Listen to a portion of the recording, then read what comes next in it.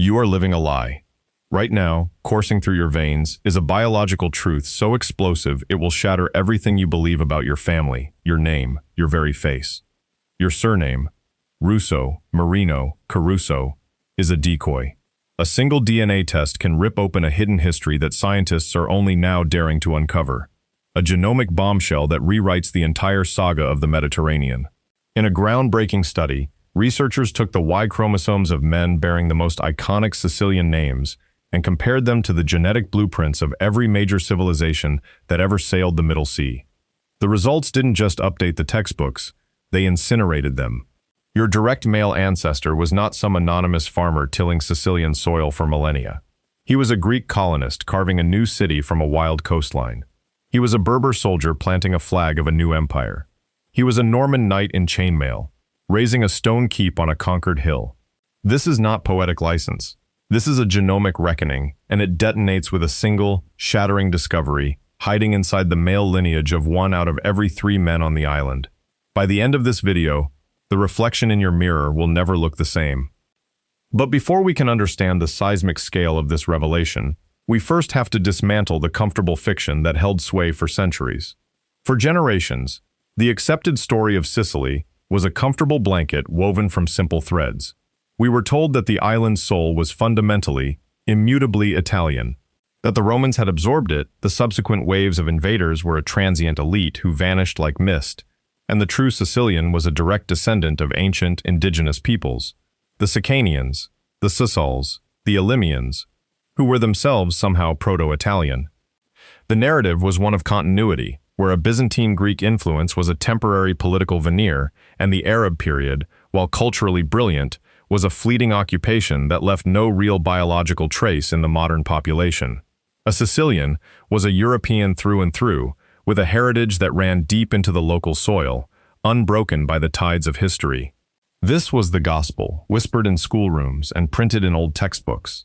A singular, resilient people, enduring atop their island rock, their genetic identity as solid and unchanging as Mount Etna.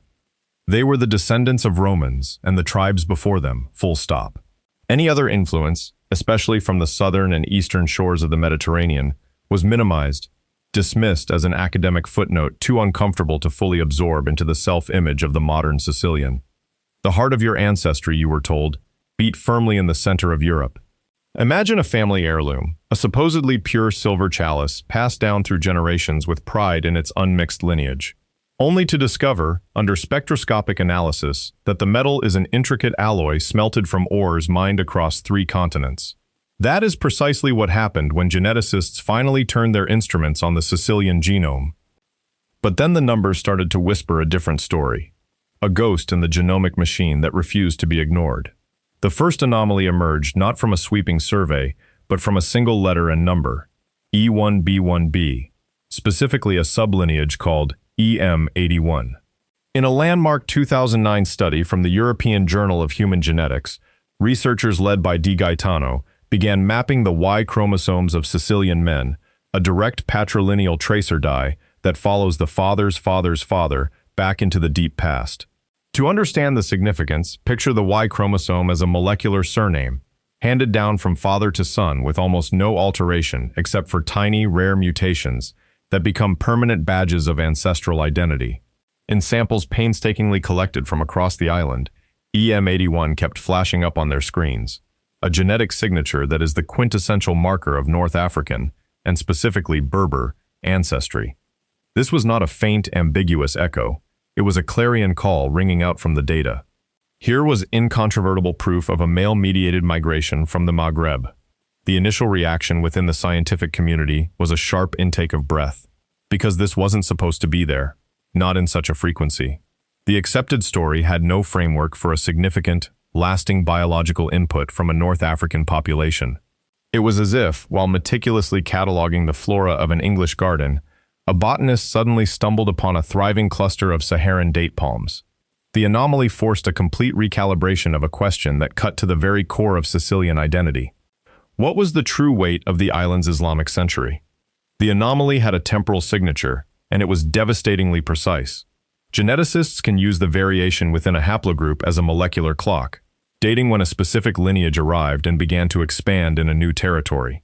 Think of it like counting the rings on a tree, but instead of years of drought and plenty, you're counting the accumulation of random, neutral mutations that tick at a roughly constant rate over generations. When they applied this clock to the EM81 chromosomes in Sicily, calibrating it against known historical population splits, the dates clustered around a specific window, approximately 900 to 1200 CE. This aligns perfectly with the height of the Emirate of Sicily, the period when the island was a dazzling center of Islamic political, commercial, and military power. This genetic signal was not the remnant of some prehistoric trickle or the shadow of a fleeting Punic trading post from Carthage, which would have left a much older, more degraded temporal signature. It was the biological legacy of the Kalbid emirs, the Fatimid armies, and the waves of Berber settlers who accompanied them from what is now Tunisia, Algeria, and Morocco. To be a man carrying EM81 in Trapani or Agrigento is to carry the biological testament of that era inside your cells. Your ancestor was not a ghost. He was a foundational part of the island's medieval demographic transformation, a soldier or a farmer who crossed the Strait of Sicily, navigating the same choppy waters that Odysseus once sailed, put down roots in the rust-red earth, and had sons, who, through a millennium of history, led, unbroken, to you. This one anomaly, this one cluster of letters and numbers, made a mockery of the fleeting occupation theory, revealing a permanent North African male presence woven into the fabric of the island's population. How could a fleeting presence leave such a deep and permanent scar on the living DNA of nearly 1 in 10 men in certain Western towns? Before the shockwaves from North Africa could fully settle, the genetic gaze shifted east, unlocking a new layer of the mystery that was, in its own way, even more profound. If EM81 was an unexpected gust from the south, another haplogroup was a roaring gale from the east, one that completely recalibrated the definition of European ancestry itself. This brings us to J2, and particularly its sub-branch J2A. In the eastern stretches of Sicily, the Val di Noto, the precincts of Syracuse, the slopes of Mount Etna above Catania, J2A reaches its highest frequencies on the island, in some areas representing the dominant male lineage. This signature is the archaeological tell of a far older, arguably more formative migratory wave. J2A is a genetic spore left by the expansion of Neolithic farmers out of Anatolia and the Levant, a trail that seeded agriculture across southern Europe. But critically, its specific concentration in eastern Sicily links it to a more recent and historically documented phenomenon: the Great Greek colonization of the 8th century BCE. When Hellenic pioneers from Chalcis, Corinth, and Megara beached their ships on the volcanic sands and founded Naxos, Syracuse, and Catania, they brought not only their alphabet, gods, and political systems, they brought their Y-chromosomes. The data, examined through statistical models that filter out more ancient background signals, suggests this wasn't a simple elite dominance model, where a handful of Greek aristocrats ruled over a native populace. It points to a substantial movement of entire families and communities, a demographic wave that reshaped the eastern coast. The genetic weight of Greece on the Sicilian body is not a surface scratch. It is a foundational layer of the bedrock. This Eastern Greek pulse effectively redefines the very concept of indigenous. The lineages we might have assumed belonged to a prehistoric Italic population, the mysterious Sicils or Sicanians, when carefully dissected with high-resolution markers, turn out to be the very seeds of the polis, the city-state.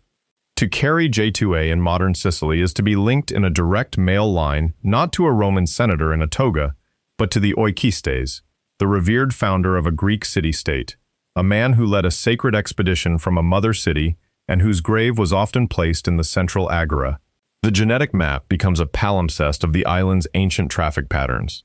The Ionian coast, long considered a cradle of Sicilian civilization, lights up with a genetic beacon that connects it stubbornly to the Peloponnese, to the Aegean Islands, and to the Ionian coast of Anatolia. The high frequency of J2A in Syracuse is a molecular monument to its founding by Corinthians in 733 BCE. The pattern doesn't just suggest influence, it quantifies demographic replacement on a scale that historians had never dared to imagine. The narrative shifts from one of cultural borrowing to one of biological colonization. When archaeologists dig up a Greek theater in Taormina with its breathtaking view of the sea, or the majestic Doric temple in Selinunte, they're unearthing the material culture of a people who are, in a measurable genetic sense, the direct ancestors of a large fraction of the modern inhabitants. The anomaly pointed east, and in doing so, it demoted Rome from the starring role in the genetic drama and returned the script to its original authors, the Greeks.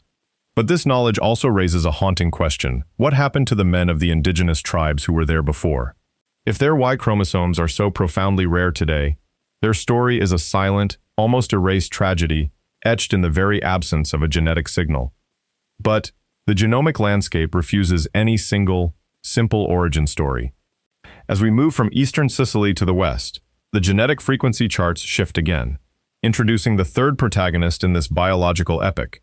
The signal that swells around Palermo, the golden basin of the Conca d'Oro, the salt flats of Trapani, and the rugged interior of the island, is a well-known European giant, R1b, specifically the subclade R1b U152. This lineage is the dominant Y chromosome signature across much of Western Europe, and its specific subtype connects it tightly to the Italic peoples of the mainland peninsula, the Oscu, the Umbri, the Latins who built Rome, and, crucially, to a ghost from the north. The genetic echo of U152 in western Sicily traces a dual migration. First, it marks the long, grinding influence of Rome, a slow genetic osmosis from the Italian peninsula during the Republic and Empire, bringing the Latin tongue that would eventually evolve into Sicilian, and the legal structures that would reshape the island's identity over centuries. But a sharper, more recent peak within this signal points to a different kind of conquest. It aligns with the Norman period of the 11th and 12th centuries, when warriors from the mists of northern Europe, via their newly conquered duchies in Normandy, descended upon the Mediterranean and carved out a kingdom of startling brilliance and tolerance. These Altavilla and Hauteville sons, figures like Roger I and Robert Guiscard, brought their own deep roots, a branch of R1b that snaked back through the Frankish kingdoms to Scandinavia and the Germanic migrations of the Dark Ages. Their genetic legacy is a subtle but permanent new stratum in the western Sicilian melting pot, a biological echo of cathedrals like that of Monreal with its shimmering gold mosaics, of square, formidable castles perched on strategic hills, and a feudal system that endured for centuries. The implications of this Western shift are a stark warning against genetic essentialism, the seductive but false idea that a haplogroup is a destiny or a complete identity. A man in Palermo with R1b U152 might be tempted to craft a simple narrative of being Norman, a romantic vision of a knightly ancestor from the brilliant, multicultural court of Roger II. He might trace his surname, perhaps Lombardo, back to those northern adventurers. The deeper truth, which the Y chromosome reveals, is far more complex, a matryoshka doll of ancestry. That U152 lineage was almost certainly Italic before it was Norman, a Roman citizen long before a Viking descendant ever set foot in France. It carried a Latin identity, then a continental European one, all while remaining a distinct genetic branch. The marker itself is a traveler, a palimpsest in its own right. It speaks to the Roman latifundia, the vast agricultural estates where slaves and freedmen labored, to the grain ships sailing from the port of Lillybiem to feed the hungry populace of Rome, and then, centuries later, to mounted knights in chainmail clanking through the newly captured streets of Palermo, and the intricate, multilingual bureaucracy of a Norman kingdom that conducted business in Latin, Greek, and Arabic. This is not a signal of replacement, like the Greek pulse in the East, but of superimposition. The Norman genetic contribution is a layer, a flavoring, not the whole loaf. The story in the West is a stratified model, where a deep Italic base was augmented by a new elite male line, a fact that complicates anyone's attempt to claim a single, true ancestral origin for their surname. This initial focus on the Y chromosome, however, tells only half the story, a fact that leads us into an even darker and more fascinating mystery of power, society, and sex. When scientists pivoted from the male line to examine mitochondrial DNA, or mtDNA, the genetic heritage passed exclusively from mother to child in tiny energy-producing organelles within the egg cell. A jarring asymmetry snapped into focus. The mtDNA landscape of Sicily is overwhelmingly dominated by European lineages, primarily haplogroups H and V. These are the deep ancestries of Paleolithic and Mesolithic hunter-gatherers, who tracked game across a land bridge that once connected Sicily to the mainland, and Neolithic farming women who arrived with the first seeds of domesticated wheat and barley. The North African maternal signals, such as the lineages U6 and M1, are present, but they are markedly rarer than their Y-chromosome counterparts. The genetic data is screaming a clear, if unsettling, sociological truth. The migration from North Africa was predominantly male-mediated. The Berber and Arab soldiers, administrators, and settlers who arrived during the emirate were mostly men. They formed unions with local Sicilian women, who carried these deep-rooted European maternal lines.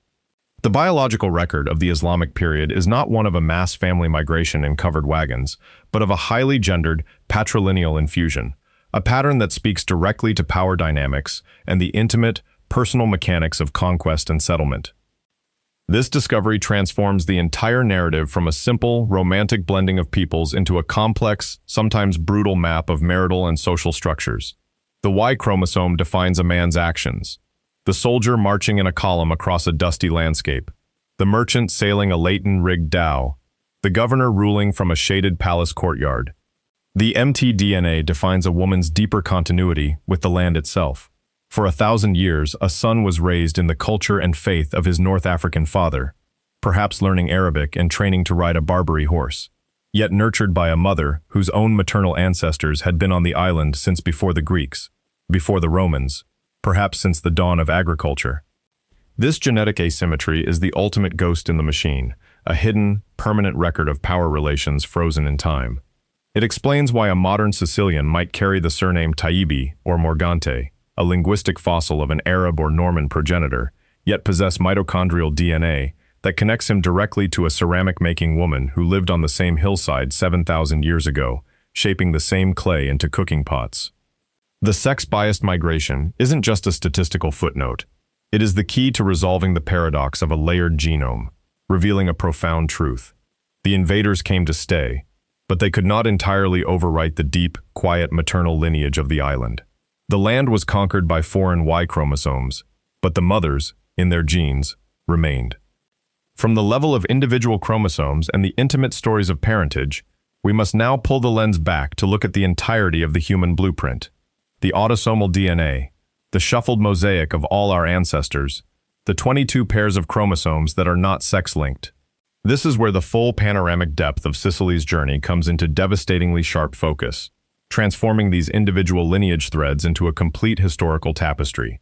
A foundational 2017 study, led by Dr. Stefania Sarno and published in PLOS One, took this whole genome approach, placing modern Sicilians onto a genetic map with every relevant ancient and modern population around the Mediterranean. She used a technique called principal component analysis, which visualizes genetic distance much like a geographic map. The result was a stunning visual confirmation of a history no textbook could fully convey. Sicilians form their own distinct genetic cloud, a tight cluster that is separate from others. They are not simply Southern Italians. They occupy a unique position, a biogeographical bridge suspended precisely between the Italian peninsula and the populations of the Eastern Mediterranean. This cluster is the biological consequence of being a crossroads, a place where waves of humanity crushed into each other, settled, and merged. The autosomal DNA captures it all, a balanced ledger of the massive demographic events that swept over the island from the Bronze Age to the Middle Ages, blending and reblending until a new, unique genetic identity emerged that was greater than the sum of its parts. Within this autosomal tapestry, specific minor components whisper of even more distant horizons, adding a final, startling hue to the portrait of the Sicilian genome. Deconvoluting the genetic data, using algorithms that can untangle the complex admixture of populations, reveals a trace but clearly identifiable sub-Saharan African component, typically estimated at a low but persistent 1 to 3%. This signal is not strong, but its very detection is critical. It represents the faintest genetic residue of complex trans-Saharan trade networks and a millennium of human movement that flowed through the portal of North Africa. The source could be as ancient as a Roman-era trader from Leptis Magna, a bustling city in modern Libya, whose path took him to the granary of the empire. It could be as recent as a medieval scholar from Timbuktu, a center of learning, visiting the cosmopolitan court of Palermo under Roger II, where scholars of all faiths and backgrounds were welcome. More importantly, The absence of a stronger Levantine signature forces another profound re-evaluation. The genetic core of Sicily, the autosomal analysis confirms, does not point heavily to the Phoenician coast of the Levant, despite the historical power of Carthage and its colonies like Mocha and Salunto. The dominant non-European fingerprint is North African, and the dominant southern vector is the Greek Anatolian arc. The genetic data effectively downgrades the direct demographic impact of the Phoenicians at the level of the general population, suggesting their presence, while culturally and commercially potent, was more of an elite and trading network than a large-scale settlement. Meanwhile, it simultaneously elevates the foundational status of the Greek colonists and the significant sex-biased impact of the Berber migration. This genomic deep dive culminates in 3 seismic takeaways that shatter the simplistic melting pot myth into 1,000 pieces. First, the genome is a layered palimpsest, not a blended soup. The Greek colonization of the 8th century BCE is not just a historical event. It is numerically the most pronounced single demographic impact, its signal glaringly bright in the east.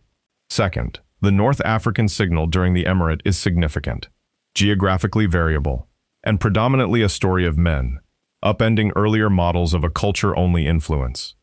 Third, and most disruptive of all, modern Sicilians show a structured retention of these ancestral components. They are not a new, homogeneous mix, but a mosaic where eastern Sicily remains genetically closer to ancient Greek and Anatolian reference populations than to modern North Africans or even, in some analyses, some modern mainland Italians. The genome is an archaeologist's trowel, scraping away at a hillside to reveal the intact, distinct strata of a tell, an ancient mound. The Greek stratum is thick and broad in Catania. The Berber stratum, composed largely of male skeletons, is wedged between others near Mazzara del Vallo. The Roman and Norman strata dust the surface. The genomic melt never fully happened. Instead, the data reveals a structured retention of ancient identities frozen in the DNA of modern communities just kilometers apart. A village on the Ionian coast and a village in the Belize Valley are, to a measurable degree, living descendants of different ancient worlds, coexisting on the same small island. So, we arrive at the human connection, the moment where the impersonal data of population genomics crashes into the intimate reality of your own body, your reflection, and your family story. How do the deep past migrations of E1B1B, J2A, and R1B manifest in the living, breathing present? The answer can be as subtle as the curl of your hair or as profound as the flavor profile in your grandmother's couscous. Those physical markers we call typically Sicilian, the intense, dark eyes that recall a painted figure on a Greek crater, a specific facial structure with a strong brow, the prevalence of thick, wavy dark hair, are not from one source. They are a composite, a face assembled from a kit that spans continents.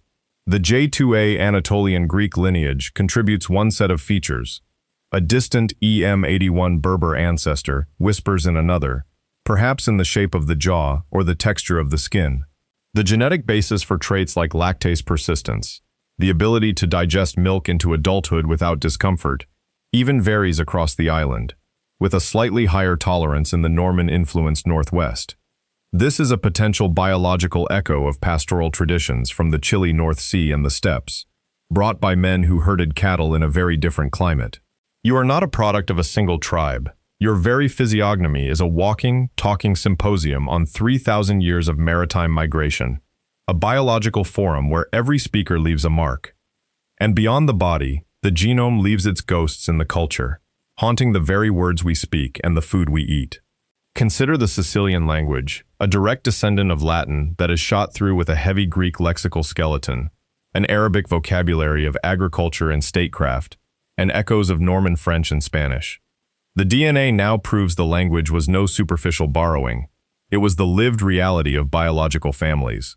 When a Sicilian speaker uses the word gia, already derived from the Latin eam, they are vocalizing the italic bass in their blood.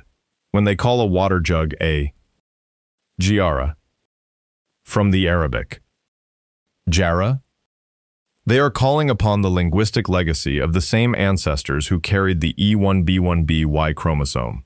The most sacred Sicilian traditions, like the pulse-pounding rhythms of the puppet theater or the vibrant, explosive processions for patron saints, can be read as a cultural recapitulation of a genetic narrative, the blending of Norman epic poetry, like the tales of Charlemagne's knights, with the visceral, public, Baroque Mediterranean devotion. Food offers the most visceral, sensual proof.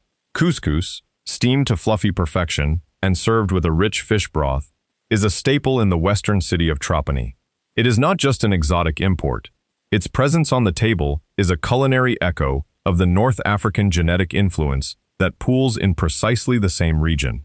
To eat pasta con le sarde, a dish marrying Arab-introduced sardines, wild fennel, pine nuts, and saffron with the Italic staple of durum wheat pasta, is to eat your genome. It is a literal consumption of the layered palimpsest, a taste of history where every ingredient is a character from a different chapter of the island's story. This brings us to the ultimate unresolved question, the boundary where even the most sophisticated genomic science collides with the limits of ancient storytelling and data. The models can chart major migrations, they can sex the skeletons of past migrations, but they cannot yet reconstruct the silent humanity of every coupling, the whispered promises and quiet fears. An entire universe of personal history remains stubbornly invisible to our current science. What was the conscious identity of a child born in 10th century Balarm, the Arab name for Palermo, to a Berber cavalry officer and a Sicilian woman of ancient Greek ancestry? Did he grow up speaking Sicilian Arabic and training with a composite bow in the sun-drenched courtyard, his mother's Greek a forbidden lullaby? Did he see himself as a Muslim, a product of the Dar al-Islam, or as something else, a new creature of the island, a bridge between two worlds? The DNA is silent on whether his mother, in the quiet of the home when the men were away, sang him lullabies in the dialect of her grandmother, a language that might have been a fading form of Greek, a song of a lost world. It cannot tell us if a Norman knight's son by a local heiress in the 12th century felt torn between his father's feudal world of cold stone keeps and his mother's long-established lineage that stretched back to a Roman basilica and a Greek temple. The genome gives us the skeleton of the event, the dry fact of biological mixing, but the flesh, the emotion, the fluid, shifting sense of self across a single lifetime is a ghost that our current technology cannot capture. The data is a snapshot of a yes-no binary. Did the mating happen? Yes. Here is the proof in the chromosome. But the epic, the novel, of how these fusions actually felt, the love, the conflict, the loyalty, the betrayal, remains one of history's great unfathomable chasms, a space for a speculation that must always be anchored in the profound complexities the hard data reveals. And as the genomic spotlight pans across the Mediterranean, it illuminates not just a single island, but the entire epicenter of the Western world, forcing us to confront the deepest, most unsettling question of all. What happens when the very master narrative of European civilization is itself a genetic mosaic? The Sicilian story, with its preponderant Greek Anatolian core, its significant Berber male contribution, and its Italic and Norman layers, is likely not an exception but an extreme template for a fundamental truth that extends across the entire southern continent. The ghosts now stirring in the Sicilian data are casting long shadows over the alleged purity of the ancient Hellenes, the myth of a single Roman race, and the unbroken continuity of a hermetic European identity. If the cradle of the classical world, from Athens to Syracuse, was genetically hardwired to Anatolia, and if a crucial chapter of the medieval Mediterranean was written, biologically, by men from the Maghreb, then the very concept of a discrete, isolated West begins to dissolve, replaced by the undeniable reality of a vast, interconnected, and permanently hybridized world. This forces us back to the microcosm, to that final, intimate reckoning with the surname that began our journey. When a man named Caruso, Lombardo, or Messina spits into a tube and receives the results we've laid out, what happens to his sense of self? He might find his Y chromosome is EM81, and the cold, hard data tells him his direct male ancestor was likely a Berber Muslim arriving 1,000 years ago, while his surname comes from a township that didn't exist until the Norman reorganization. He might discover his mitochondria are a pristine H-type, a relic of the earliest farmers, making his matrilineal line a true indigenous islander in a way his patrilineal line could never claim. In a single man, the entire history of the island is written. He is the Greek colonist and the Roman citizen. He is the Berber settler and the Norman knight. He is the Neolithic mother, grinding grain with a stone quern. The genomic revelation is not an erasure but a staggering expansion. His identity is not a lie. It is a fractal, infinitely more complex and beautiful than the simple, singular story anyone ever told. The results shocked everyone, not because they made Sicilians less, but because, in revealing the breathtaking, unbroken chain of connection to every shore of the ancient Middle Sea, it made them so much more than anyone ever imagined. The next time you look in the mirror, ask yourself, whose eyes are staring back? Is it the gaze of a Greek colonist, a Berber warrior, a Norman knight, or all of them at once? That question is the real shock, and the answer is written in your blood. Hit subscribe now and turn on notifications, because we're just getting started unraveling the hidden codes inside your DNA. Thank you for watching. See you in the next one. Thanks for staying until the very end. Goodbye for now.